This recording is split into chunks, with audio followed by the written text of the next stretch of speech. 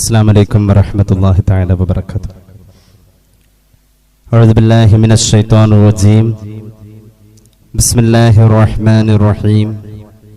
الحمد لله رب العالمين وأفضل الصلاة وأتم التسليم على المبعوث رحمة للعالمين وعلى آله وصحبه ومن سار على هديه إلى يوم الدين. أما بعد. മുഅ്മിനീങ്ങളെ, അള്ളാഹു നമ്മെ കബൂലാക്കട്ടെ. നമ്മുടെ പാപങ്ങൾ അള്ളാഹു പുറത്തു തരട്ടെ. രോഗങ്ങൾ അള്ളാഹു ശിഫയാക്കട്ടെ. മരിച്ചുപോയവരുടെ ഖബർ അള്ളാഹു സന്തോഷത്തിലാക്കട്ടെ. തെറ്റുകുറ്റങ്ങൾ അവർക്ക് നമുക്കും അള്ളാഹു നിരുപാധികം മാപ്പാക്കി തരട്ടെ. നമ്മുടെയും കുടുംബത്തിൻ്റെയും ശിഷ്ട ആയുസ് റബ്ബ് പൊരുത്തപ്പെട്ട വഴിയിൽ ഇസ്സത്തോടെ സന്തോഷത്തോടെ ജീവിച്ച് ഈമാൻ സലാമത്തായി മരിക്കാനുള്ള മഹാഭാഗ്യത്തിൽ അള്ളാഹു നമ്മെല്ലാവരെയും ഉൾപ്പെടുത്തട്ടെ എന്ന് ആമുഖമായി ദുആ ചെയ്യുകയാണ്. പരിശുദ്ധമായ ദുൽഹിജ്ജ മാസത്തിന്റെ വളരെ പ്രധാനപ്പെട്ട ഒരു സമയത്തിലൂടെയാണ് നമ്മളെല്ലാവരും കടന്നു പോയിക്കൊണ്ടിരിക്കുന്നത്. ദുൽഹിജ്ജ മാസം വരലോടുകൂടെ ഒരു വയസ്സിന്റെ ഒരറ്റം എത്തുകയാണ്. ഒരു വർഷം തീരുക എന്ന് പറഞ്ഞാൽ അതിനർത്ഥം നമ്മുടെ ഒരു വയസ്സ് തീരുക എന്നുള്ളതാണ്. മനുഷ്യന്റെ ജീവിതത്തിൽ ഒരിക്കലും മടങ്ങി വരാത്ത വലിയ അനുഗ്രഹമാണ് കഴിഞ്ഞുപോയ കാലം, കഴിഞ്ഞുപോയ സമയം എന്നുള്ളത്. നമ്മളൊന്ന് ഇരുന്ന് ആലോചിച്ചു കഴിഞ്ഞാൽ എത്ര മനോഹരമായ ജീവിതമായിരുന്നു നമ്മൾ ചെറുതായിരുന്നപ്പോ. നമ്മുടെ ബാല്യത്തിൽ ജീവിതത്തിന്റെ ഉത്തരവാദിത്തങ്ങൾ നമ്മെ വീർപ്പ് മുട്ടിക്കുന്നതിന് മുന്നേ ഉണ്ടായിരുന്ന ഒരു കാലഘട്ടത്തെ കുറിച്ച് ഓർക്കുമ്പോൾ അന്നൊക്കെ നല്ല സുഖമായിരുന്നു എന്നൊക്കെ പറയും നമ്മൾ.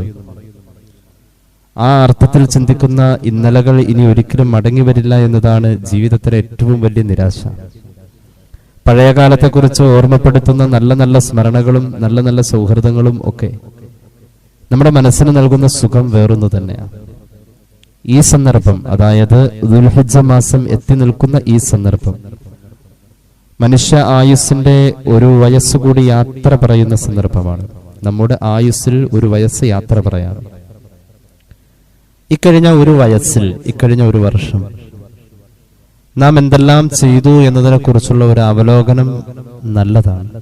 ഒന്നിരുന്ന് ആലോചിച്ചാൽ, ഇക്കഴിഞ്ഞ വർഷം ഞാൻ എത്ര സുന്നത്ത് നോമ്പെടുത്തു, ഇക്കഴിഞ്ഞ വർഷം എത്ര ദിവസം എനിക്ക് ളുഹാ നിസ്കാരവും തഹജ്ജുദൊക്കെ ഉണ്ടായി, ഇക്കഴിഞ്ഞ ഒരു വർഷം ഞാൻ എത്ര പേരുടെ ഗൈബത്ത് പറഞ്ഞു, ഞാൻ എത്ര തെറ്റ് ചെയ്തു, പടച്ചോനെ.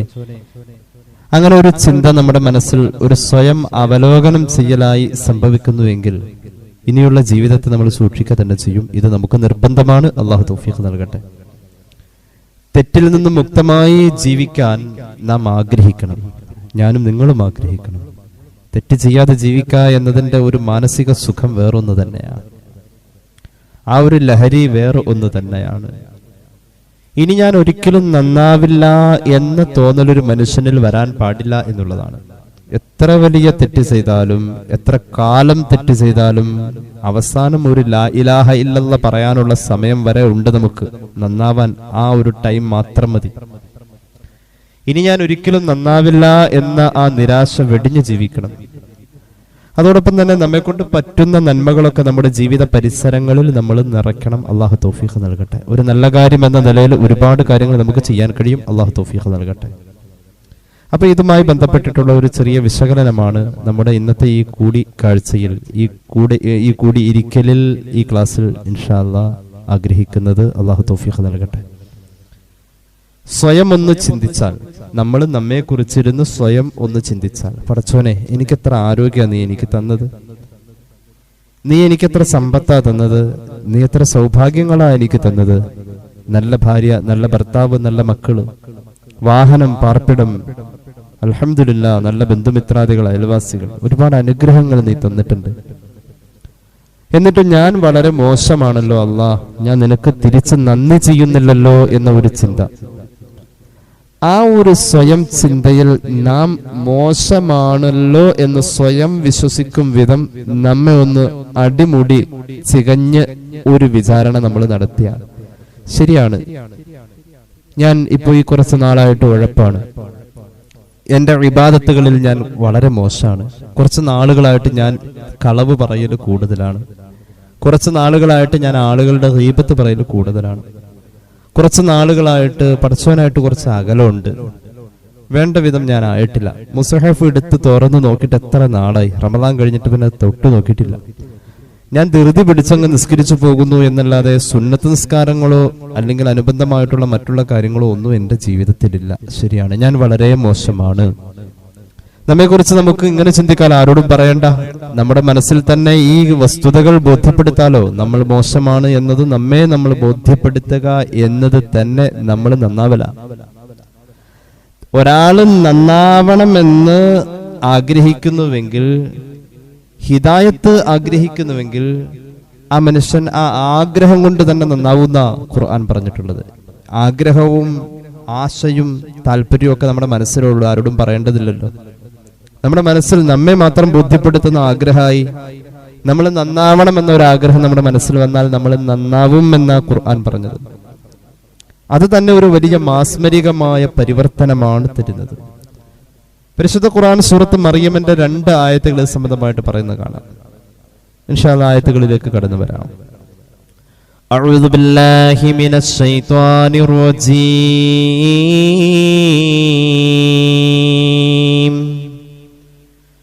ബിസ്മില്ലാഹിർ റഹ്മാനിർ റഹീം. قل من كان في الضلالة فليمدد له الرحمن مدا حتى إذا رأوا ما يوعدون إما العذاب وإما الساعة فسيعلمون من هو شر مكانا وأضعف جندا ويزيد الله الذين اهتدوا هداه والباقيات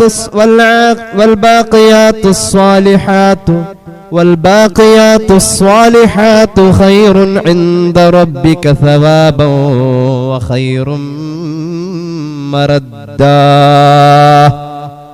സൂറത്ത് മറിയം 75-76. എന്താ ഈ ആയത്തിൽ പറഞ്ഞത്? ഖുൽ, അങ്ങ് പറയൂ നബിയേ സല്ലല്ലാഹു അലാ മുഹമ്മദ് സല്ലല്ലാഹു അലൈഹി വസല്ലം, മൻ കാന ഫിൽ ളലാലതി ഫൽയംദുദ് ലഹുർ റഹ്മാനു മദ്ദാ. ഒരാൾ ഒരു ചീത്തയായ സ്വഭാവത്തിലാണ് എങ്കിൽ, ഒരാൾ നിരന്തരമായി ഒരു വൃത്തികേട് ചെയ്യുന്നുവെങ്കിൽ, ഒരാൾ നിരന്തരമായി ഒരു തെറ്റിലാവൻ അതിൽ നിന്ന് കയറി വരാൻ ആഗ്രഹിക്കുന്നില്ല, അതിൽ തന്നെയാവൻ കിടക്കുന്നത്. ഇനി ഞാൻ ഒരിക്കലും നന്നാവില്ല ഈ ചിന്തയാ. അങ്ങനെ നിരന്തരമായ തെറ്റിൽ കഴിയുന്ന മനുഷ്യൻ അതിൽ നിന്ന് കയറി വരുന്നില്ല എന്ന തീരുമാനത്തിൽ ഇനിയിപ്പോ പോയത് പോയി ഇങ്ങനെ ഞങ്ങളുടെ ജീവിച്ച് മരിക്കാമെന്ന് തീരുമാനിക്കുന്നത് അപകടമാണ്. എനിക്ക് നന്നാവണ്ട എന്ന ഒരു തോന്നലിൽ കഴിയുന്നു, നന്നാവണമെന്ന തോന്നൽ വരുന്നുമില്ല. അങ്ങനെ ഒരാൾ ലലാലത്തിലായി കിടക്കുന്നു എന്നത് ആ ഇരുട്ട് അവനിൽ കൂടി വരുമെന്ന് ഖുർആൻ. നന്നാവൂലാന്ന് വിചാരിച്ച് നടക്കല് തന്നെ അപകടമാണെന്ന് ഖുർആൻ. ഫൽയംദുദ് ലഹുർ റഹ്മാനു മദ്ദാ. അങ്ങനെ നന്നാവൂല എന്നൊരു തോന്നൽ വന്നാ നന്നാവാത്ത അവസ്ഥയിലേക്ക് അവൻ മാറും. എന്നാ കേട്ടോളൂ, അടുത്ത ആയത്ത് കേട്ടോളൂ.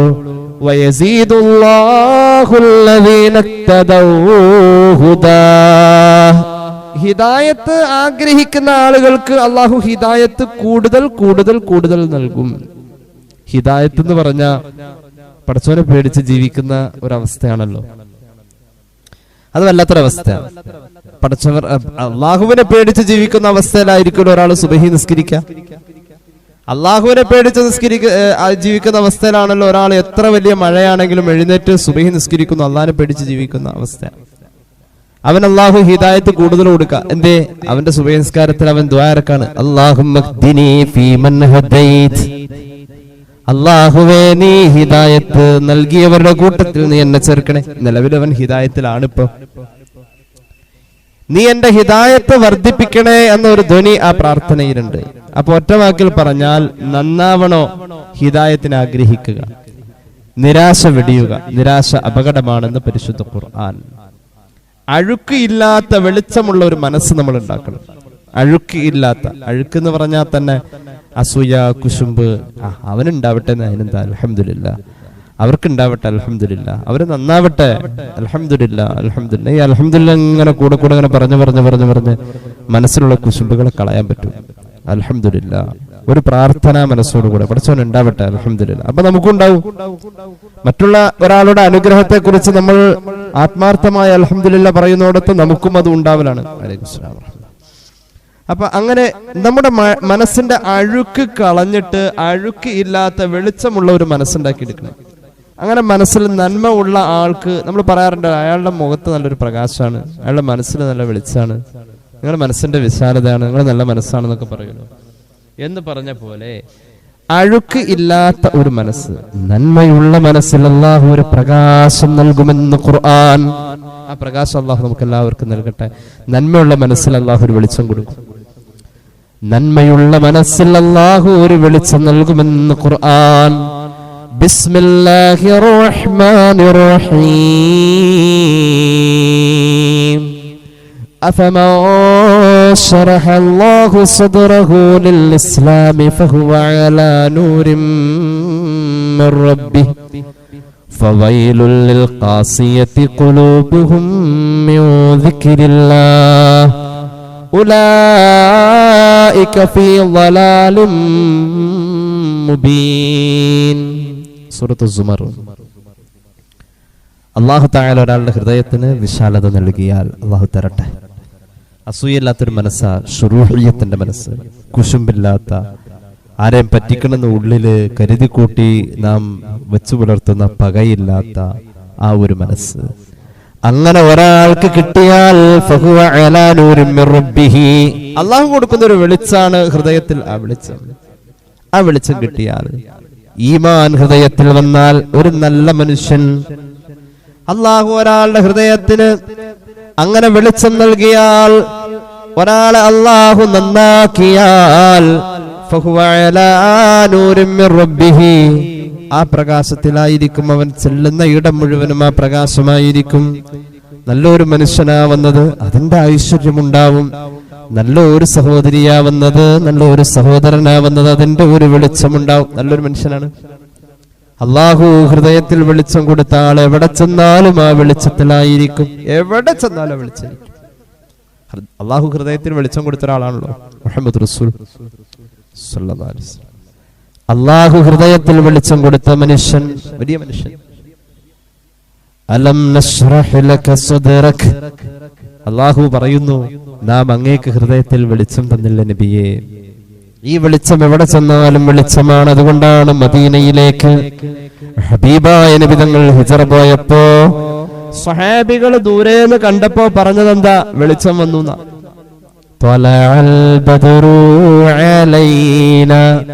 ഞങ്ങളിലേക്ക് പരിപൂർണമായ അമ്പിളി വന്നു. എവിടെയും വെളിച്ചമാണ്. അന്ത തത്ലുഉ ബൈനനാ ഫിൽ കവാകിബി കൽബുദൂർ ബൽ വഅശ്റഫു മിൻഹു യാ സയ്യിദി ഖൈറൻ നബി ലാ ഇലാഹ ഇല്ലല്ലാഹു ലാ ഇലാഹ ഇല്ലല്ലാഹ് ലാ ഇലാഹ ഇല്ലല്ലാഹു മുഹമ്മദുർ റസൂലുള്ളാഹ്. എവിടെ ചെന്നാലും വെളിച്ചം. അങ്ങ് ഞങ്ങളിൽ പ്രശോഭിച്ചു കൊണ്ടിരിക്കുകയല്ല നബിയേ. അന്ത തത്ലുഉ ബൈനനാ, ഞങ്ങളുടെ ഇടയിൽ അങ്ങ് വിളിച്ച. ഇന്ന ബൈതൻ അന്ത സാകിനുഹു ലൈസ മുഹ്താജൻ ഇലസ്സുറുജി വജ്ഹുകൽ വല്ലാഹു ഹുജ്ജത്തുനാ യൗമ യഅ്തിന്നാസു ബിൽ ഹുജജി. ഇന്ന ബൈതൻ, തീർച്ചയായും ഒരു വീട്, അന്ത സാകിനുഹു, ആ വീട്ടിൽ താമസിക്കുന്നത് അങ്ങാണ്. ലൈസ മുഹ്താജൻ, ആ വീട് ഇനി ആവശ്യം ഇല്ല.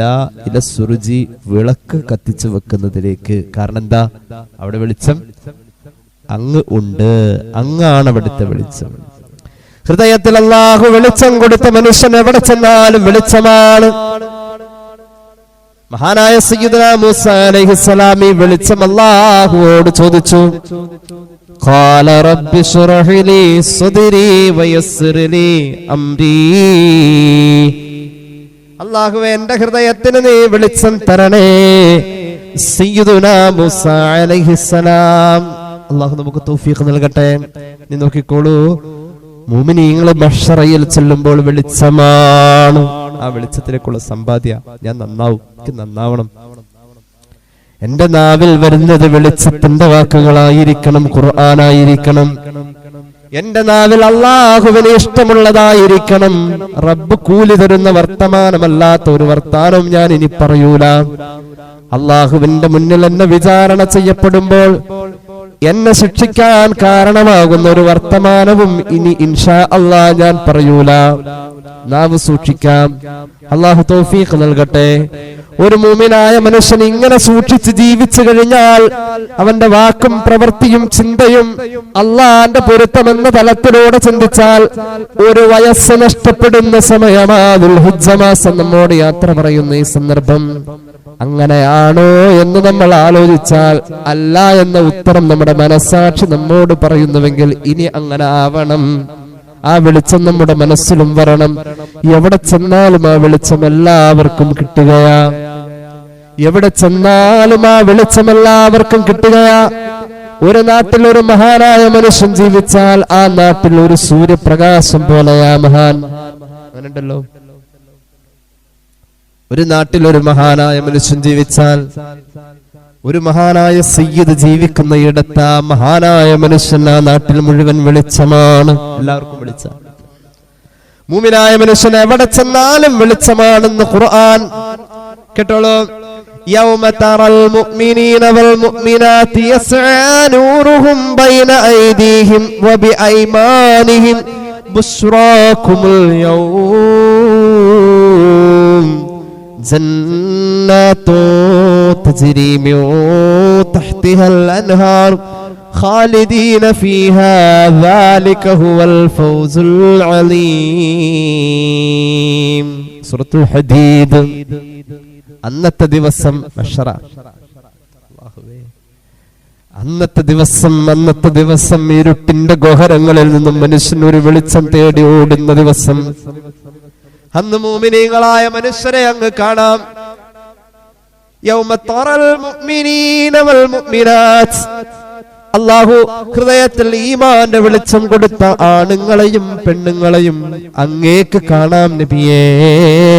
യസ്ആ നൂറുഹും ബൈന ഐദീഹിം വബിഐമാനിഹിം. അല്ലാഹു ഹൃദയത്തിൽ ഈമാൻ കൊടുത്ത നല്ല നല്ല മനുഷ്യന്മാർ കുറെ പേര് ജീവിച്ചു മരിച്ചു പോയല്ലോ. അവരെ അങ്ങേക്ക് അന്ന് കാണാൻ കഴിയും. അന്ന് അവരുടെ മുന്നിലും അവരുടെ പിന്നിലും ഒക്കെ വെളിച്ചമാ. നമ്മളിൽ നിന്നും മരിച്ചുപോയ ഉപ്പമാരോർക്കൂ, ഉമ്മമാരോർക്കൂ. ഒരുപാട് ഖത്മുൽ ഖുർആൻ ഓതിയ എത്രയോ ആളുകൾ. ഈ അടുത്ത ദിവസം ഒരു ഉമ്മ മരിച്ചു. നമ്മുടെ ഈ തൃശ്ശൂർ ജില്ലയിൽ തന്നെ ഒരു വർഷം 50 ഖത്മുൽ ഖുർആൻ നിഷ്പ്രയാസം ഓതുന്ന, ഒരുപാട് വിദ്യാഭ്യാസമൊന്നുമില്ലാത്ത, പരിഷ്കാരങ്ങളിൽ ചെന്നു ചേരാത്ത ഒരു ഉമ്മ. ഞാൻ അവരുടെ വീട്ടിൽ പോയി ദുആ ചെയ്തിരുന്നു. അല്ലാഹു മഗ്ഫിറത്ത് കൊടുക്കട്ടെ. തൃശ്ശൂർ ജില്ലയിൽ ഒരു സഹോദരി ഒരു വർഷം 50 പ്രാവശ്യം ഖുർആൻ ഖത്മ് തീർക്കുക ഒരു പഴയ മലബാരി മുസഹഫിൽ അവർ അങ്ങനെ പതിവായി ചെയ്തിരുന്നു. അതിന്റെ ഇടയിലും അവരുടെ പ്രസവങ്ങൾ നടന്നിട്ടുണ്ട്, അവരുടെ മക്കളെ വളർത്തൽ നടന്നിട്ടുണ്ട്, അവരുടെ വീട്ടിൽ പശു വളർത്തിയിട്ടുണ്ട്, അവരുടെ വീട്ടുപണികളും നടന്നിട്ടുണ്ട്, അവരുടെ ഭർത്താവിനെ അവർ പരിചരിച്ചിട്ടുണ്ട്, മക്കളെ അവർ പരിപാലിച്ചിട്ടുണ്ട്. കുടുംബത്തിന്റെ എത്ര തിരക്കിന്റെ ഇടയിലും അവർ ഇങ്ങനെ പരിശുദ്ധ ഖുർആനുമായി ബന്ധപ്പെട്ടു മരിച്ചുപോയി. അല്ലാഹു മഗ്ഫിറത്ത് കൊടുക്കട്ടെ. ഒരു വെളിച്ചായിരുന്നു. അങ്ങനെ പറയത്തരുണ്ട്. ലക്ഷക്കണക്കിന് ദിക്റുകൾ ചൊല്ലിയിരുന്ന ഉപ്പ ഒരു കുടുംബത്തിൽ നിന്നും മരിച്ചു പോകുമ്പോൾ അത്രയും ദിക്ർ ആ കുടുംബത്തിൽ ഇല്ലാതെ വരുന്നു. ശരിയല്ലേ? ഒരു വല്ലുപ്പ ഒരു വല്ലുമ്മ ലക്ഷോപലക്ഷം ദിക്റുകൾ ചൊല്ലും ആഴ്ചകൾ കൊണ്ട് അല്ലെങ്കിൽ മാസങ്ങൾ കൊണ്ട്. ആ വീട്ടിൽ നിന്ന് ആള് മരിച്ചുപോയ ആ വീട്ടിൽ നിന്നും അത്രയും ഇബാദത്ത് കുറയാ. ആരാധിഞ്ഞത് പരിഹരിക്കാൻ? വീട്ടില് ആരാത് പരിഹരിക്കാൻ? വീട്ടില് രാവിലെ പത്രം വന്നു കഴിഞ്ഞാൽ ആ പത്രം എടുത്തു വെക്കുന്നത് രാവിലെ പത്രക്കാരനെ കാണുന്ന വീട്ടുകാരനെ വളരെ കുറവാ. അത് വല്യുപ്പ സുബഹിസ്കാരം കഴിഞ്ഞെടുത്ത് വെച്ചിട്ടുണ്ടാവും. രാവിലെ പാല് വാങ്ങാൻ നമ്മുടെ പ്രായമുള്ള ഉമ്മ പോയിട്ടുണ്ടാവും. ഉമ്മ മരിച്ച പാല് വാങ്ങാൻ ചിലപ്പോൾ മകളോ മകനോ മരുമകളോ പോവും. പത്രം എടുത്തു വെക്കാൻ അടുത്ത ആള് വരും. പക്ഷെ അവര് ചെയ്ത ഇതല്ലാത്ത മറ്റു ആത്മീയ പ്രവർത്തനങ്ങൾ അവിടെ അനാഥമായി. ഇനി അത് ആരാ ചെയ്യാ? അവര് നാളെ മഹ്ശറയിൽ വരുമ്പോ വെളിച്ചത്തിലാണെന്നാ ഖുർആൻ പറഞ്ഞത്. മനസ്സിന്റെ വെളിച്ചം വല്ലാത്തൊരു നന്മ തന്നെയാണ്.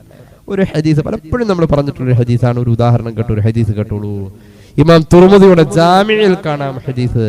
അൻ ഹുദൈഫ റളിയല്ലാഹു അൻഹു ഖാല റസൂലുള്ളാഹി സ്വല്ലല്ലാഹു അലൈഹി വസല്ലം ലാ തകൂനു ഇമ്മഅതൻ, നിങ്ങൾ അനുകരണ സ്വഭാവക്കാരാവല്ലേ എന്ന് മുഹമ്മദ് റസൂൽ സ്വല്ലല്ലാഹു അലൈഹി വസല്ലം. അനുകരണം ഉണ്ടല്ലോ. കല്യാണ വീട്ടിലെ കവറ് എത്ര അങ്ങോട്ട് കിട്ടിയത്? ആ പാവപ്പെട്ടവൻ 500 തന്നത്. നമുക്കൊരു 10,000 കൊടുക്കാൻ കഴിവുണ്ടാവും. അന്ന് 500 500 കൊടുത്താൽ മതി. അനുകരണം. എന്നോടവൻ അങ്ങനെയാ പെരുമാറിയത്, അത് അവന്റെ സംസ്കാരം. ഞാനും അങ്ങനെ ചെയ്യൂ. ഒരു നന്മയിൽ നമ്മൾ തടസ്സമാവല്ലേ എന്ന് മുഹമ്മദ് മുസ്തഫ സ്വല്ലല്ലാഹു അലൈഹി വസല്ലം. തഖൂലൂൻ ഇൻ അഹ്സനന്നാസു അഹ്സന്നാ വഇൻ ലലമൂ ലലംനാ. ആളുകൾ ഇങ്ങോട്ട് ചെയ്ത പോലെ ഞങ്ങൾ അങ്ങോട്ട് ചെയ്യൂ. ഞങ്ങളെ വഴി തടഞ്ഞവരാതുകൊണ്ട് ഞങ്ങളും വഴി കൊടുക്കൂല. അതുകൊണ്ടല്ലോ ഒരു മയ്യത്ത് കട്ടിൽ കൊണ്ടുപോകാൻ പോലും ഇടമില്ലാത്ത വഴികൾ. എന്തിനപ്പ അതിന്റെ കാര്യം? കൊടുത്തിട്ട് എന്ത് കാര്യം? ഞാൻ ചോദിക്കട്ടെ, ഇവിടെ വെച്ചുകൊണ്ടിരുന്നിട്ട് എന്ത് കാര്യം?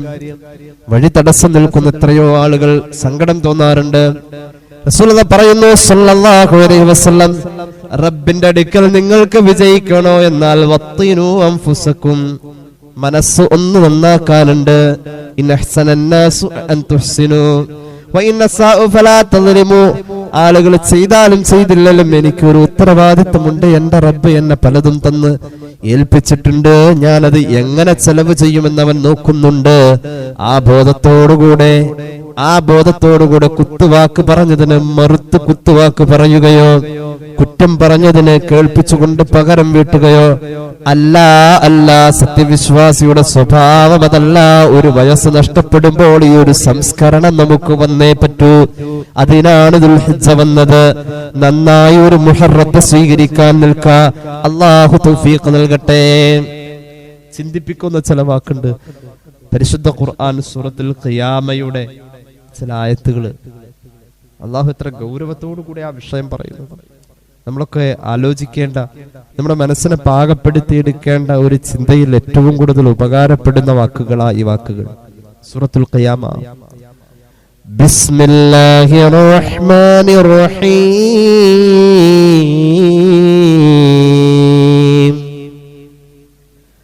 ലാ ഉഖ്സിമു ബിയൗമിൽ ഖിയാമ വലാ ഉഖ്സിമു ബിന്നഫ്സിൽ ലവ്വാമ.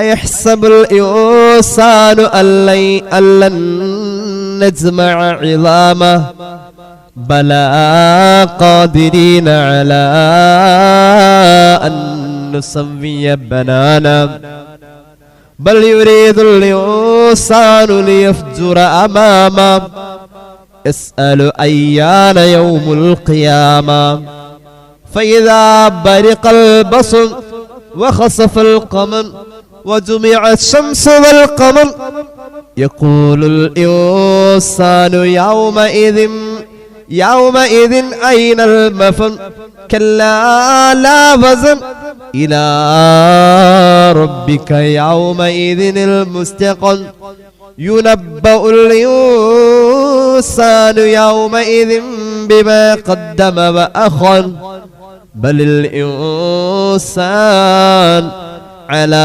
نفسه بصيرا ولو ألقى معاذيره. പരിശുദ്ധ ഖുർആൻ 15 ആയത്തുകൾ. നമ്മൾ ഓതിയത് 15 ആയത്താ. എന്തൊരു അവസ്ഥയെ പറയുന്നത്. ഖിയാമത്ത് നാളിനെ കുറിച്ച് അല്ലാഹു പറയുന്നു, ഖിയാമത്ത് നാളിനെ തന്നെയാണ് സത്യം. അല്ലാഹു പറയാ, ഖിയാമത്ത് നാളിനെ തന്നെയാണ് സത്യം. വലാ ഉഖ്സിമു ബിന്നഫ്സിൽ ലവ്വാമ. കുറ്റം പറയുന്ന ശരീരത്തെ തന്നെയാണ് സത്യം. നമ്മൾ സ്വയം കുറ്റപ്പെടുത്തും, ഇനി മറ്റുള്ളവരെ കുറ്റം പറയും. കുത്തുവാക്ക് പറയുന്ന ശരീരമേ നിന്നെ തന്നെയാണ് സത്യം. എന്താ സത്യം? ഒരു പരലോകം വരാനുണ്ട്, ഒരു വിചാരണ വരാനുണ്ട്.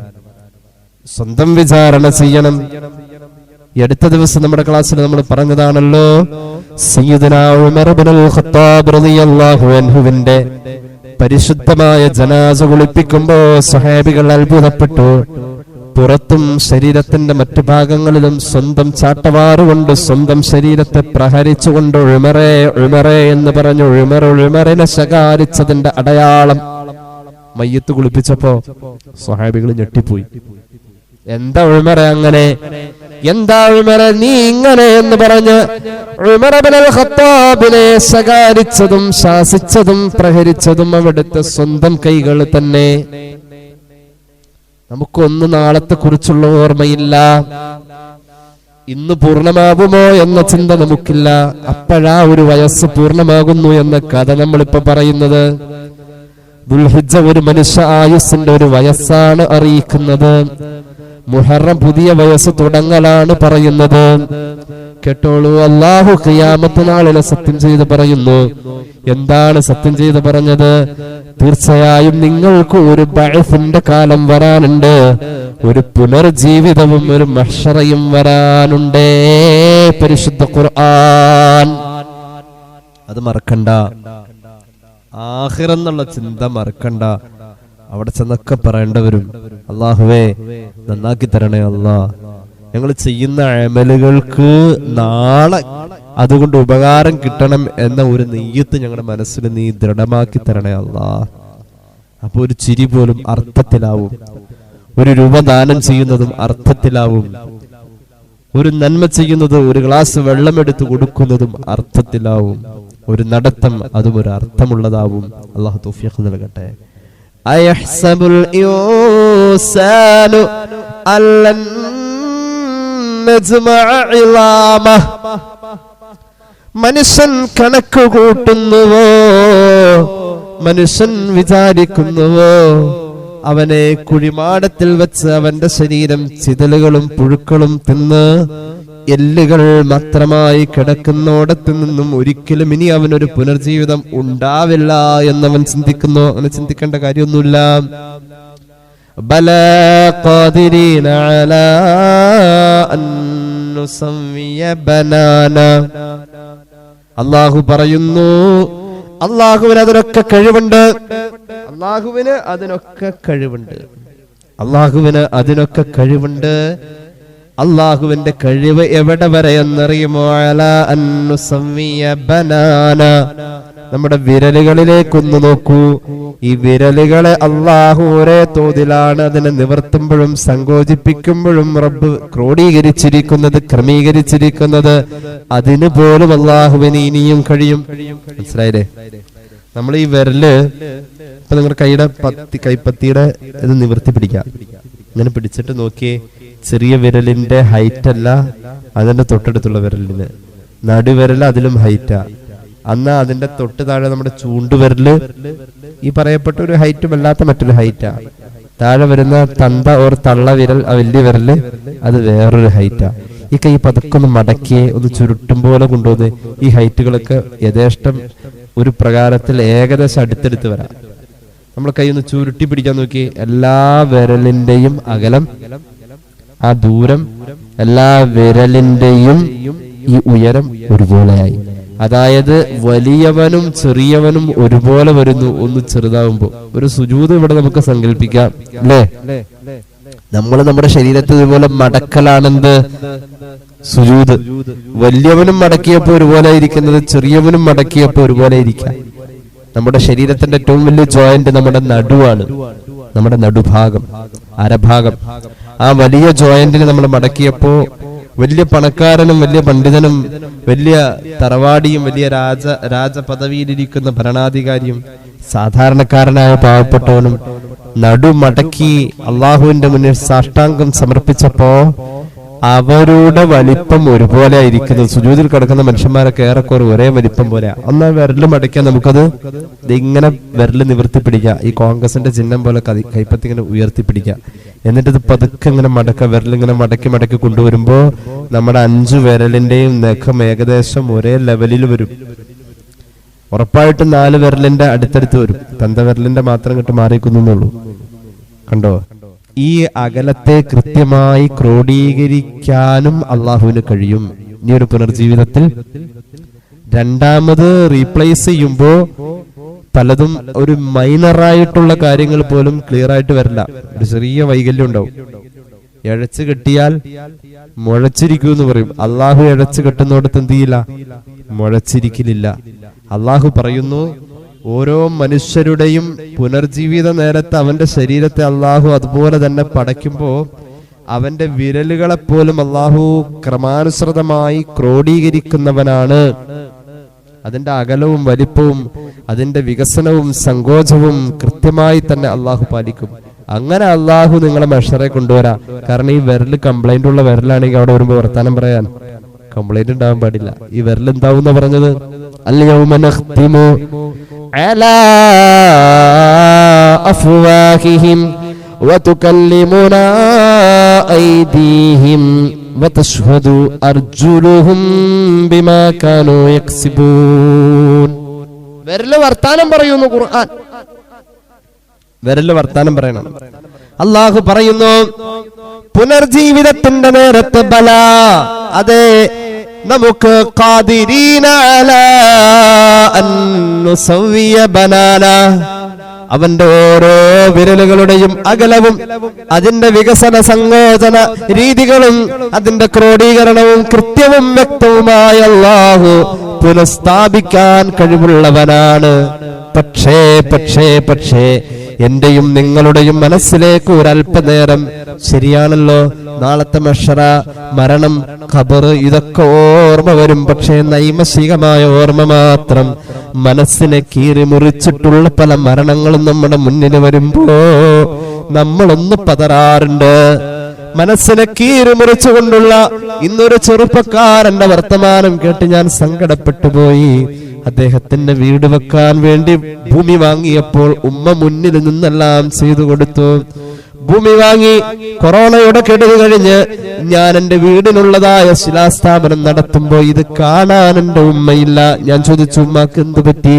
അദ്ദേഹം പറഞ്ഞു, കൊറോണ കൊണ്ടുപോയി ഉസ്താദേ. കൊറോണ വന്നപ്പോ ഉമ്മ മരിച്ചുപോയി. ഞങ്ങൾ ആരും സ്ഥലത്തുണ്ടായില്ല. രോഗം അതായിരുന്നു എന്നതിലേക്ക് ശ്രദ്ധിക്കാൻ ആരുമുണ്ടായില്ല. ഉമ്മ പോയി എന്ന് പറയുന്നു. ഞാൻ പറയട്ടെ, പല മരണങ്ങളും നമ്മെ പലപ്പോഴും ഒരു 2 ദിവസത്തെ മരവിപ്പിൽ നിർത്തും. എന്നിട്ടോ പിന്നെ നമ്മുടെ മുഖത്ത് ചിരി വിടരും. എന്തുകൊണ്ട്? നമ്മൾ മറക്കുന്നു. നമ്മുടെ നാളെയെ കുറിച്ചുള്ള പലതും നമ്മൾ മറക്കാണ്. ആഖിറം എന്ന ചിന്ത നമ്മുടെ മനസ്സിലില്ലാതെ പോകുന്നു.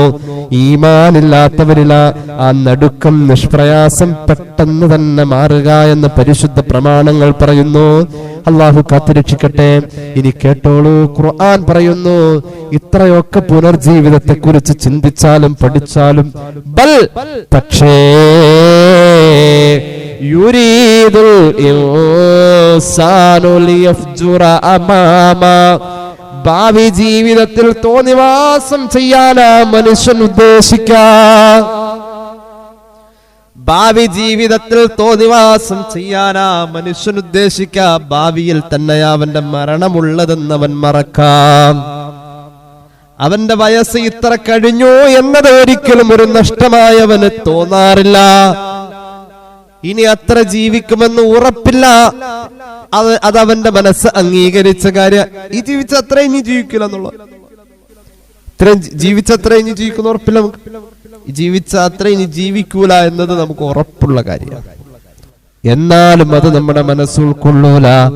ഭാവിയിൽ തോന്നിവാസ ജീവിതം നയിക്കാൻ, രഹസ്യമായി തെറ്റ് ചെയ്യാൻ, ആരും കണ്ടില്ലെങ്കിൽ അത് തെറ്റല്ലടോ, ആരെങ്കിലും കണ്ടാൽ മാത്രം തെറ്റെന്ന് ആ ഒരു വിചാര പദത്തിലേക്ക് നമ്മുടെ മനസ്സ് അടിമപ്പെട്ടു പോയ കാലം. ആരെങ്കിലും കണ്ടാലാണ് മോശം, കണ്ടില്ലേ കുഴപ്പമില്ല. ഉണ്ട് അല്ലേ? ആരും കണ്ടാലാ പ്രശ്നമുണ്ട്, കണ്ടില്ലേ കുഴപ്പമില്ല എന്ന അവസ്ഥ. കണ്ടു കഴിഞ്ഞാൽ പീഡനാവും, കണ്ടില്ലേ കുഴപ്പമില്ല എന്ന് പറഞ്ഞ പോലെ. അല്ല കണ്ടാലേ പ്രശ്നമുള്ളൂ, അല്ലെങ്കിൽ ഒരു കുഴപ്പമില്ല, അല്ലെങ്കിൽ ഒരു കുഴപ്പമില്ല. ആ ഒരവസ്ഥ. മനുഷ്യന്റെ ഭാവിയിൽ മനുഷ്യൻ ചീത്തയാവണമെന്ന തീരുമാനത്തിൽ തന്നെയാ നടക്കുന്നത്. സാഹചര്യമുണ്ടെങ്കിൽ തെറ്റ് ചെയ്യുന്നത് മനുഷ്യന് ഒരു കുറവുമില്ല. പലരും തെറ്റ് ചെയ്യാത്തത് അള്ളാനെ പേടിച്ചിട്ടല്ല. എന്നാൽ ഒരാൾ പറഞ്ഞു, 2 പേടി മനുഷ്യന്മാർക്ക് ഉള്ളത് കൊണ്ടാണ് മനുഷ്യർ തെറ്റിയാത്തത്. ഒന്ന് ആൾക്കാർ കാണുന്നുള്ള പേടി, 2 CC ക്യാമറ ഉള്ള പേടി. ഈ 2 പേടി ഉള്ളതുകൊണ്ടാണ് മനുഷ്യന്മാര് തെറ്റിയാത്തത്. CC ക്യാമറ വല്ല പേടിയാ, പടച്ചോനേക്കാളും പേടിയാ CC ക്യാമറയിൽ കാണുമ്പോ ഞാരിലും കണ്ടാലോ. അപ്പോ ഈ 2 പേടിയാ മനുഷ്യനുള്ളത്. തെറ്റ് ചെയ്യാത്തത് പലപ്പോഴും സാഹചര്യമില്ല. അവസരം ഒത്തുവന്ന ആരും തെറ്റ് ചെയ്യും. അള്ളാഹുവിന്റെ ഖുർആൻ കൃത്യമായി പറഞ്ഞു. അള്ളാഹുവേ, എന്നിട്ടോ നമ്മുടെ മനസ്സ് ചോദിക്കൂലോ, അള്ളാഹുവിനെ ഒരുപാട് നിഷേധിച്ച് തെറ്റുകളൊക്കെ ചെയ്ത് മനസ്സ് കല്ല് പോലെയായി കറ പിടിച്ചിരിക്കുമ്പോ, ഈമാന്റെ വെളിച്ചമില്ലാത്തപ്പോ, നാളെ നമ്മൾ മരിച്ചു പോവേണ്ടവരാണെന്ന ചിന്ത മറക്കുമ്പോ, ഖബറിലെ ചോദ്യത്തെ കുറിച്ചുള്ള ഒരു ആലോചന ഒരു ദിവസം പോലും നമ്മുടെ മനസ്സിൽ കടന്നു വരാത്തപ്പോ, ഇബ്ലീസ് നമ്മുടെ മനസ്സിൽ കയറി അവന്റെ ആധിപത്യം സ്ഥാപിക്കുമ്പോ, തെറ്റുകളുടെ ഗൗരവം മനസ്സിൽ നമ്മെ ഉറക്കം കെടുത്തുന്ന അവസ്ഥയിലെത്താത്തപ്പോ, നമ്മുടെ മനസ്സ് നമ്മോട് ചോദിക്കൂലോ, അയ്യാന യൗമുൽ ഖിയാമ, ഈ ഖിയാമത്ത് നാളെന്നൊക്കെ പറഞ്ഞിട്ടുണ്ടാവോ? ചിലപ്പം മോദിരാക്കന്മാര് വെറുതെ പറഞ്ഞായിരിക്കുള്ളൂ, അതിനൊന്നും ഉണ്ടാവില്ലെന്ന്. മതനിരാസം കടന്നു വരും മനുഷ്യരിൽ. മതനിരാസം ഇന്ന് ഏറ്റവും വലിയൊരു പ്രശ്നമാണ്. മതം നിഷേധിക്കാൻ മുസ്ലിം പേരുള്ളവർ, ഇസ്ലാമികമായ ആനുകൂല്യങ്ങളെ മുഴുവനും കൈപ്പറ്റുന്നവർ. പള്ളിയിലാനുകൂല്യം എന്താ? പള്ളിയിൽ നമ്മളെ പറ്റുന്ന ഏറ്റവും വലിയ ആനുകൂല്യം, പള്ളിപ്പറമ്പിൽ നമുക്കൊരു കബറിടം ഒരുങ്ങുക എന്നുള്ളതാണ് ഏറ്റവും വലിയ ആനുകൂല്യം. നമ്മൾ ഫ്രീ ആയിട്ട് മേടിക്കല്ലേ, ആ സ്ഥലത്തിന് കാശ് കൊടുക്കണല്ലോ, നമ്മുടേതായ ഒരു സ്ഥലം, അതേ ഉള്ളൂ. പൈസ കൊടുത്ത് മേടിച്ചിട്ടുള്ള, പൈസ വിറ്റ് പൈസ സമ്പാദിച്ചിട്ടുള്ള കോടിക്കണക്കിന് രൂപയുടെ ഭൂമി അവിടെ കിടപ്പുണ്ടെങ്കിലും ഒരു മക്കളും പറയില്ല വാപ്പാടെ മയ്യത്ത്. എന്നപ്പോ പ്രശ്നം അവിടെ പറയത്?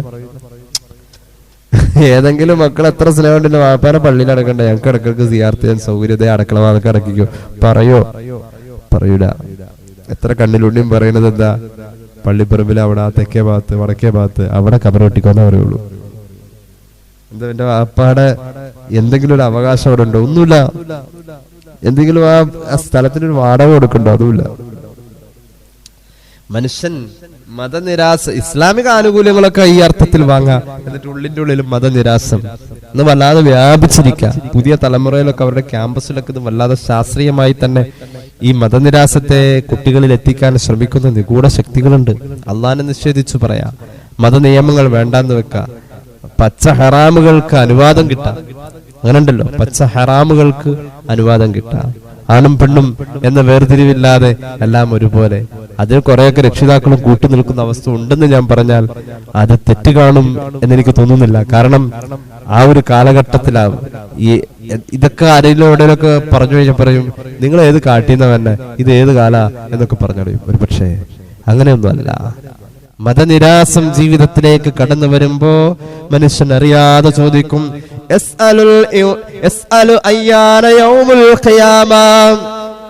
എവിടെയായി മഹ്ശറ, എവിടെയായി വിചാരണ, എവിടെയായി മുൻകർ, എവിടെയായി നക്കീർ, എവിടെയാ ഖബറിന്റെ ഇരുട്ട്? എന്നാൽ കേട്ടോളൂ ഫൈദാ ബരിഖൽ ബസ്ർ, അവൻ നിഷേധിച്ച പലതും കൺമുന്നിൽ കാണുമ്പോൾ അവൻ ഞെട്ടിത്തെറിക്കുമെന്ന് ഖുർആൻ. നിഷേധിച്ചതിനെ കാണുമ്പോൾ അവൻ നമ്പരന്ന് പോകും. ഖാബിലുൽ അർവാഹി മലക്ക് ഇസ്രായീൽ അലൈഹിസ്സലാമിനെ ആദ്യം കാണാം. നമ്മൾ പലപ്പോഴും ഉൾക്കൊള്ളാതെ പോയതല്ലേ നമ്മുടെ സ്വന്തം മരണം.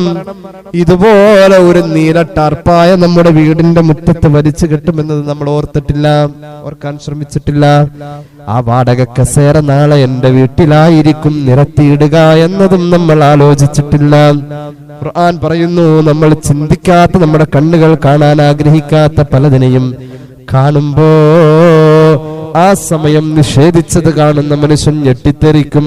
അവന്റെ കണ്ണ് നട്ടുപോകും, അത് അമ്പരന്ന് പോകും.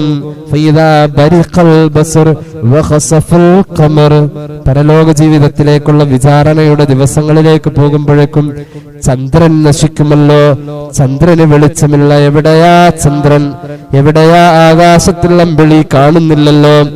ഇപ്പൊ എന്താ ഈ സമയത്ത് കാണാത്തത്? ലോക അവസാനത്തിന്റെ തൊട്ടു മുന്നേ ഈ ഭൂമിയിൽ ഭയാനകരമായ ഒരു ഇരുട്ട് വരാനുണ്ടെന്ന് സയ്യിദുനാ റസൂലുള്ളാഹി സ്വല്ലല്ലാഹു അലൈഹി വസല്ലം ഒരു വലിയ ഇരുട്ട് വരും. ശാസ്ത്രം പറയുന്നു അത് 72 മണിക്കൂറാണ്. എത്ര ദിവസം ഉണ്ടാവും? 24, 48, 72, 3 ദിവസം. ഈ ഭൂമി മുഴുവനും ഇരുട്ടായിരിക്കും. ആ സമയത്ത് അല്ലാഹു വെളിച്ചം നൽകുന്ന 2 വെളിച്ചം. ഒന്ന് പരിശുദ്ധ റമളാന്റെ നോമ്പാണ്, നോമ്പെടുത്തവനായി ഇരുട്ട് പ്രയാസമില്ല. രണ്ടാമത്തേത് പരിശുദ്ധ ഖുർആനിന്റെ പാരായണമാ. ആ ഖുർആൻ പാരായണം ജീവിതത്തിലുള്ളവന് ഇരുട്ട് പ്രശ്നമല്ല. അല്ലാഹു തൗഫീഖ് നൽകട്ടെ. അപ്പൊ ചിന്തിക്കണം, ചന്ദ്രൻ ഗ്രഹണം ബാധിച്ച് വെളിച്ചമില്ലാതെ വരും ഖിയാമത്ത് നാൾ ആവുമ്പോൾ. സൂര്യനും ചന്ദ്രനും ഒരേ അവസ്ഥ വരും, രണ്ടിനും വെളിച്ചമില്ല എന്ന് പറഞ്ഞാൽ സൂര്യന്റെയും ചന്ദ്രന്റെയും പ്രകാശം ചുരുത്താനുള്ള അതിന്റെ കഴിവ് നഷ്ടപ്പെടും. പ്രകാശം പ്രസരിപ്പിക്കാനും പ്രകാശത്തെ പ്രോജ്വലിപ്പിക്കാനുമുള്ള കഴിവ് സൂര്യനും ചന്ദ്രനും ഇല്ലാതെ പോകും. ഒരു സെക്കൻഡിൽ 5640 ലക്ഷം ടൺ ഹൈഡ്രജൻ, 5600 ലക്ഷം ടൺ ഹീലിയമായി മാറുന്ന രാസപ്രവർത്തനത്തിലൂടെ സ്വയം നശിച്ചുകൊണ്ടിരിക്കുകയാ സൂര്യൻ എന്ന് ആധുനിക സയൻസ് പറയുന്നു. അങ്ങനെ സൂര്യന്റെ പിണ്ഡം ഭൂമിയേക്കാൾ കുറയുന്ന ഒരു കാലം വരുമ്പോൾ, നിലവിൽ ഗുരുത്വാകർഷണ വ്യവസ്ഥയിൽ മാറ്റങ്ങൾ വരുമ്പോൾ സ്വാഭാവികമായും ഇന്നത്തെ അസ്തമയ ദിക്കിലേക്ക് സൂര്യൻ തിരിച്ചു പോകും എന്ന ഒരു അവസ്ഥയെ കാണാൻ ഈ ഭൂമിയുടെ അവസാന കാലഘട്ടത്തിൽ സാധിക്കുമെന്ന് പറയുന്ന ശാസ്ത്രീയ സത്യങ്ങളെ ഏഷ്യാനെറ്റ് ഒരിക്കൽ ഒരു വാർത്തയായി തന്നെ പറഞ്ഞത് ഞാൻ ഓർക്കുന്നുണ്ട്. പടിഞ്ഞാറുന്ന് സൂര്യൻ അസ്തമിക്കുമെന്ന് മുഹമ്മദ് റസൂൽ സ്വല്ലല്ലാഹു അലൈഹി വസല്ലം പറഞ്ഞോടത്തേക്കാണ് ഈ ആയത്ത് പോയത്. ചന്ദ്ര ഉദയം എവിടെയാ? പടിഞ്ഞാറല്ലേ. ചന്ദ്ര ഉദയം പടിഞ്ഞാറ്, സൂര്യ ഉദയം കിഴക്ക്. അങ്ങനെ നമ്മൾ കാണാറ് സാധാരണ. ഈ ആയത്ത് പറയുന്നു സൂര്യനെയും ചന്ദ്രനെയും കൊണ്ടുപോയി ഒരു സ്ഥലത്ത് അള്ളാഹു ഒരുമിച്ച് കൂട്ടും എന്ന് പറഞ്ഞാൽ അതിനർത്ഥം എന്താ? പടിഞ്ഞാറുന്ന് സൂര്യൻ ഉദിക്കും. അപ്പൊ ഉറപ്പായി, ശരിയാ, മദ്രസയിലൊക്കെ പഠിച്ചിട്ടുണ്ട്, ഖിയാമത്ത് നാളെ സംഭവിക്കുമ്പോ പടിഞ്ഞാറുന്ന് സൂര്യൻ ഉദിക്കും. സൂര്യൻ പടിഞ്ഞാറ് നിന്ന് ഉദിക്കുന്ന സമയമെത്തിയിട്ട് പിന്നെ തൗബ ചെയ്താൽ തൗബ അള്ളാഹു സ്വീകരിക്കൂല. മുഹമ്മദ് റസൂൽ സ്വല്ലല്ലാഹു അലൈഹി വസല്ലം. ശരിയാ, അതേ സൂര്യൻ ഉദിച്ച പടിഞ്ഞാറുന്ന. അപ്പൊ അപ്പുറത്തെ വീട്ടിലേക്ക് ഇപ്പുറത്തെ വീട്ടിൽ നിന്ന് ഇത്ത വിളിച്ചു, റെഡിയോ ഇതേ അപ്പുറത്താണ്, ഇതേ സൂര്യൻ പടിഞ്ഞാറുന്നാട്ടോ. ഖുർആൻ ക്ലാസ്സിലൊക്കെ പറഞ്ഞില്ലായിരുന്നു സൂര്യൻ പടിഞ്ഞാറുന്ന് വിളിച്ചു കഴിഞ്ഞാൽ ഖിയാമത്ത് നാളാവുന്നു. ആഹാ ശരിയാ. അപ്പൊ ഇനിയിപ്പോ എന്താ ചെയ്യാ? അസ്തഗ്ഫിറുല്ലാഹ് അല്ലദീം ചൊല്ലിയിട്ട് കാര്യമില്ല. നിസ്കരിക്കാൻ നമ്മൾ എത്ര ഹൃദയ സാന്നിധ്യത്തോടു കൂടെ നിസ്കരിച്ചിട്ട് അതിനൊരു തൗബയുടെ രൂപം അല്ലാഹു കാണൂല. തൗബയുടെ വാതിൽ അടയുമ്പോഴാ സൂര്യൻ പടിഞ്ഞാറുന്ന് ഉദിക്ക എന്ന് പുണ്യ നബി സ്വല്ലല്ലാഹു അലൈഹി വസല്ലം ഖുർആൻ പറയുന്നു. അത് കാണുമ്പോ മനുഷ്യൻ പറയും,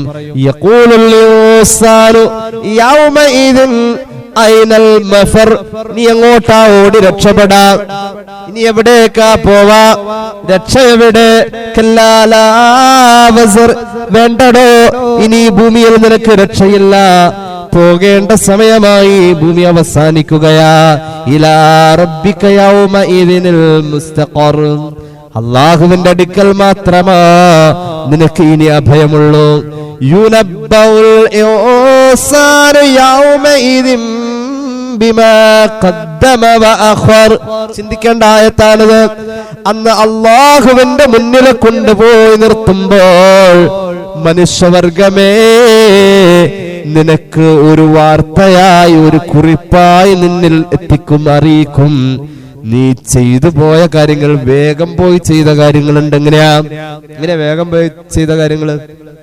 വേഗം പോയി ചെയ്ത നല്ല സിനിമ കണ്ടുകൊണ്ടിരിക്കുക, പെട്ടെന്ന് കറണ്ട് പോയി. ഇപ്പൊ എന്ത് ചെയ്തു?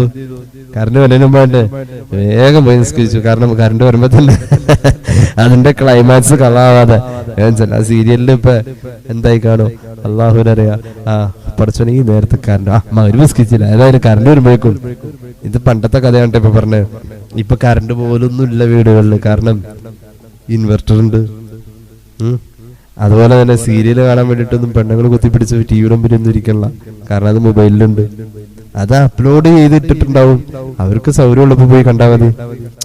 അപ്പൊ ധൃതി വെച്ച് നിങ്ങൾ ഓടി ചെയ്ത കാര്യങ്ങളുണ്ട്.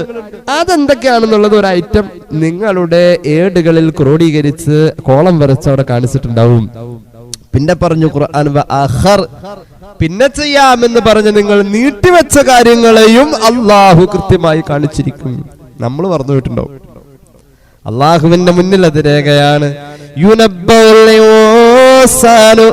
മനുഷ്യനെ കൃത്യമായി വിവരിച്ചു കൊടുക്കപ്പെടും. യൗമഇദിൻ അന്നത്തെ ദിവസം ബിമാ ഖദ്ദമ അവൻ വേഗത്തിൽ ചെയ്ത കാര്യങ്ങളും അവൻ പിന്നെ ആവട്ടെ എന്ന് വെച്ച് പിന്നീട് ചെയ്യാമെന്ന് പറഞ്ഞ് നീട്ടിവെച്ച കാര്യങ്ങളും അവന് വാർത്ത അറിയിക്കപ്പെടും. അല്ലാഹു പറയുന്നു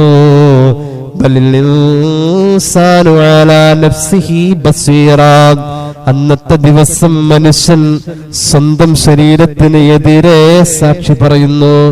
തനിക്ക് എതിരിൽ താൻ തന്നെ സാക്ഷിയായി വരുന്ന ദിവസമാണ് എന്ന്.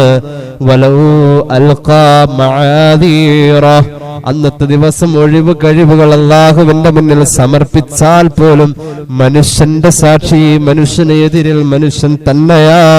എന്റെ കൈയും എന്റെ കാലും എനിക്കെതിരെ സാക്ഷി പറയുമെന്ന് ഖുർആൻ. അതെങ്ങനെയാണെന്നറിയുമോ? ബിസ്മില്ലാഹിർ റഹ്മാനിർ റഹീം. വയൗമ യുഹ്ശറു അഅദാഉല്ലാഹി ഇലന്നാരി ഫഹും യൂസഊൻ. അല്ലാഹുവിനെ ധിക്കരിച്ച് ജീവിച്ചവരെ അന്നത്തെ ദിവസം ഒരുമിച്ച് കൂട്ടപ്പെടും. ഖുർആന്റെ ആയത്ത് സൂറത്ത് ഫുസ്സിലത്ത്. ഹത്താ ഇദാ മാ ജാഊഹാ അന്നത്തെ ദിവസം റബ്ബിന്റെ മുന്നിൽ അവരെത്തിക്കഴിയുമ്പോ ശഹിദ അലൈഹിം സമൂഹും അവര് കേട്ട കേൾവി അവർക്ക് എതിരെ സാക്ഷി പറയും. വഅബ്സാറുഹും അവർ കണ്ട കണ്ണുകൾ ഇന്നത് കണ്ടു എന്ന് പറഞ്ഞ് അവർക്കെതിരെ സാക്ഷി പറയും. വജുലൂദുഹും ബിമാ കാനൂ യഅമലൂൻ ചെയ്ത പ്രവർത്തനങ്ങളെ ശരീരത്തിന്റെ തൊലി അടക്കം രോമകൂപങ്ങൾ അടക്കം അവന് എതിരെ സാക്ഷി പറയും. ശരീരമാസകലം അവനെതിരെ സാക്ഷി പറയും. ഈ സാക്ഷി പറയലിൽ വിസ്തരിക്കപ്പെടുന്നു. ഏറ്റവും വലിയ തെളിവെന്താ? ആ കണ്ണ് അത് കണ്ടതാണോ എന്നത് കണ്ണ് തന്നെ പറയാ. അങ്ങനെ ഐബായി നാണം കെട്ട് റബ്ബിന്റെ മുന്നിൽ നിൽക്കുമ്പോ ദയനീയമായി നമ്മൾ ചോദിക്കൂലോ? ശരീരത്തിന്റെ തൊലിയോട് ചോദിക്കും, കയ്യിനോട് നമ്മൾ തന്നെ ചോദിക്കും, എന്തിനാടാ കണ്ണെ നീ എനിക്കെതിരെ തന്നെ സാക്ഷി പറയുന്നത്? നിന്നെ വഹിച്ചു കൊണ്ട് നടന്ന് ഒരു കരട് പോലും വീഴാതെ നിന്നെ ഞാൻ എത്ര മനോഹരമായി കൺമശി കൊണ്ടും മറ്റുള്ളതായ മനോഹാരിതയുടെ എല്ലാ അവസ്ഥകൾ കൊണ്ടും നിന്നെ ഞാൻ എത്ര പവിത്രമായി താലോലിച്ചു കൊണ്ട് നടന്നതാ കണ്ണെ, നീ എന്തിനാ എനിക്കെതിരെ ഇങ്ങനെ സാക്ഷി പറയുന്നത്? അപ്പ കണ്ണ് പറയും, അപ്പ കാത് പറയും, അപ്പ കാല് പറയും, അപ്പ കയ്യ് പറയും. അപ്പോൾ ശരീരത്തിന്റെ ഓരോ അവയവങ്ങളും പറയും, ഖാലൂ അൻതഖനല്ലാഹുല്ലദീ അൻതഖ കുല്ല ശൈഇൻ വഹുവ ഖലഖകും അവ്വല മർറ വഇലൈഹി തുർജഊൻ. എല്ലാ സാധനങ്ങൾക്കും വർത്തമാനം പറയാനുള്ള ശേഷി നൽകിയ അള്ളയാണ് ഇന്ന് എനിക്ക് വർത്തമാനം പറയാനുള്ള ശേഷി നൽകിയത് എന്ന് എന്റെ കണ്ണ് പറയും. ഞാൻ കണ്ട ഹറാമുകൾ അവതരിപ്പിക്കാൻ എന്റെ കണ്ണ് തന്നെ വരും. ഞാൻ കേട്ട ഹറാമുകളെ റബ്ബിന്റെ മുന്നിൽ ഏറ്റു പറയാൻ എന്റെ കാത് വരും. ഞാൻ എത്ര കാല് പിടിച്ചു ചോദിച്ചാലും പറഞ്ഞാലും പറയും, എന്റെ റബ്ബ് പറയാൻ പറഞ്ഞിട്ടാ ഞാനിത് പറയുന്നത് എന്ന് എന്റെ കണ്ണ് പറയും. അള്ളാഹു കാത്തുരക്ഷിക്കട്ടെ. ആലോചിച്ച് നോക്കണേ. അതുകൊണ്ട് ഇതൊക്കെ നമുക്ക് എതിരെ പറയൂന്ന് പറയുമ്പോ ഒന്ന് ആലോചിച്ച് നോക്കി. കണ്ണും കാതും കാലും ഒക്കെ എത്ര ഇപ്പൊ പറയാനുണ്ടാവാ? ഒരുപാടുണ്ടാവും.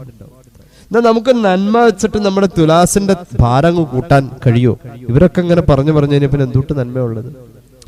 കേട്ടോളൂ. മുഹമ്മദ് റസൂൽ സല്ലല്ലാഹു അലൈഹി വസല്ലം തങ്ങൾ പഠിപ്പിച്ചിട്ടുണ്ട്, നമ്മൾ അല്പം നന്മ ചെയ്താൽ മതി, അതിന് ഭാരം തുലാസിൽ കൂടുതൽ കിട്ടും. മീസാൻ എന്ന തുലാസിൽ നമ്മൾ നല്ല സ്വഭാവക്കാരായാൽ മതി. നമ്മൾ പറഞ്ഞോടത്തേക്ക് മടങ്ങി. എന്താ? ഹൃദയത്തിൽ വെളിച്ചമുള്ള നല്ല സ്വഭാവം, എല്ലാരോടും കുശുമ്പില്ലാത്ത ഹൃദയം, പകയില്ലാത്ത മനസ്സൊക്കെ ആയിട്ട് ജീവിച്ച സൽസ്വഭാവം എന്ന് അതിന് പറയാം. മീസാനിൽ ഏറ്റവും ഭാരം മീസാനിൽ ഏറ്റവും ഭാരമുള്ള അമല് ഹുസ്നുൽ ഖുൽഖ്, സൽസ്വഭാവമാണ് മുഹമ്മദ് റസൂൽ സ്വല്ലല്ലാഹു അലൈഹി വസല്ലം പഠിപ്പിച്ചത്. അപ്പൊ സൽസ്വഭാവം മീസാനിൽ ഭാരം കൂട്ടും. ഇനി കേട്ടോളൂ, മീസാനിൽ ഭാരം കൂട്ടാൻ ഒരു ദിക്റും റസൂലുള്ളാഹി പഠിപ്പിച്ചു തന്നിട്ടുണ്ട്. ഇമാം ബുഖാരി അവിടുത്തെ സ്വഹീഹിൽ ഹദീസ് പറയുന്നുണ്ട്, മീസാനിൽ ഏറ്റവും ഭാരമുള്ള ഒരു ദിക്ർ കലിമത്താനി ഖഫീഫത്താനി അലൽ ലിസാൻ, രണ്ട് വാക്കേ ഉള്ളത്. അത് നാവിൽ വളരെ എളുപ്പമാണ്. ഫഖീലത്താനി ഫിൽ മീസാൻ, മീസാൻ എന്ന തുലാസിൽ വലിയ ഭാരം ഉള്ള കൂലിയുള്ള അമലായി വരും. ഹബീബത്താനി ഇല റഹ്മാൻ, റഹ്മാനായ അല്ലാഹുവിന് വലിയ ഇഷ്ടവുമാണ്. അങ്ങനെ രണ്ട് കലിമത്തുണ്ടെന്ന് പുണ്യ നബി സല്ലല്ലാഹു അലൈഹി വസല്ലം. അങ്ങനെ ഒരു ദിക്ർ, ആ ദിക്റാണ് സുബ്ഹാനല്ലാഹി വബിഹംദിഹി സുബ്ഹാനല്ലാഹിൽ അസീം. ഇത് രാവിലെ 100 എണ്ണം ചൊല്ലാം, സുബ്ഹി കഴിഞ്ഞ്, അല്ലെങ്കിൽ സുബ്ഹിയോട് അടുത്ത സമയം. ഇത് മഗ്രിബിനോട് അടുത്ത സമയത്തും ചൊല്ലാം, രാവിലെ വൈകുന്നേരവും. മീസാനിൽ അമലുകൾക്ക് വലിയ ഭാരമായി അനുഭവപ്പെടുമെന്ന് സ്വഹീഹുൽ ബുഖാരി മുഹമ്മദ് റസൂൽ സല്ലല്ലാഹു അലൈഹി മുഹമ്മദ് സല്ലല്ലാഹു അലൈഹി വസല്ലം. അല്ലാഹു തൗഫീഖ് നൽകട്ടെ. ജീവിതത്തിൽ അതൊരു അമലായി തന്നെ കൊണ്ടു നടക്കാൻ അല്ലാഹു തൗഫീഖ് നൽകട്ടെ. അപ്പൊ ദുൽഹിജ്ജ മാസം നമ്മോട് യാത്ര പറയുമ്പോൾ ദുൽഹിജ്ജ മാസത്തിന്റെ സമ്മാനമായി ഈ ദിക്റുകളെ ചേർത്ത് പിടിക്കാനുള്ള ഭാഗ്യം അല്ലാഹു നമുക്ക് നൽകട്ടെ.